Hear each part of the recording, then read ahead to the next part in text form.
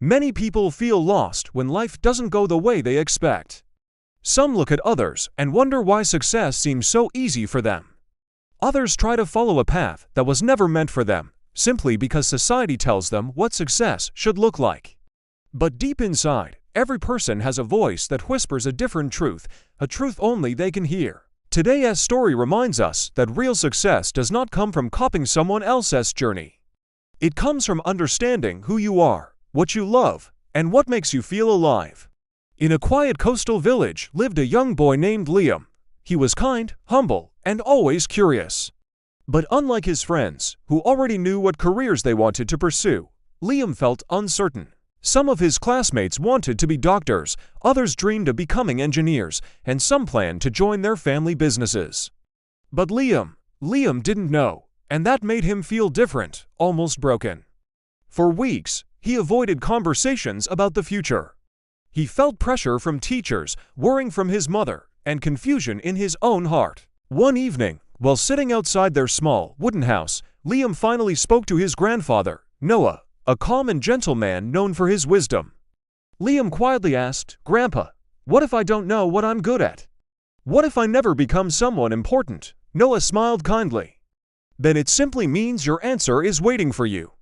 And I have something that might help you find it." He handed Liam a folded map. "Meet 3 people who changed my life. Listen to their stories. When you come back, your heart will know what it's searching for." Liam agreed, hopeful but unsure. His first visit was to an old lighthouse keeper named Mr. Rowan. The lighthouse stood alone on a cliff, tall and powerful, facing the roaring waves. Rowan welcomed Liam warmly. When Liam asked how he found success, Rowan chuckled softly. "When I was in school, I struggled with every subject. I couldn't remember formulas, and I always failed exams. People thought I would never achieve anything. But I loved fixing things, machines, tools, anything broken. So when the old lighthouse needed repairs, I started helping. I didn't become successful through books. I became successful by doing what I enjoyed. And by doing it every day, I became better than anyone else." Hearing this, Liam felt a spark of hope. Maybe passion mattered more than grades. The second person on the map was Mrs. Eilina, the owner of a famous bakery visited by travelers from far away. Her shop smelled of warm bread, cinnamon, and fresh pastries. When Liam introduced himself, she laughed joyfully. "In school, I was always at the bottom of the class," she said. "Not because I was lazy, but because my mind lived somewhere else. I only loved creating things with my hands. When I baked, I felt free, so I practiced. At first, no one bought my bread, then people started coming. And after years of learning and trying new recipes, my bakery grew. Not because I followed anyone else's dream, but because I followed mine." Liam felt warmth inside his chest. To different people, same message. The final visit was to Mr. Elias, a retired professor who once taught at the best university in the region. His house was simple, surrounded by books and wildflowers.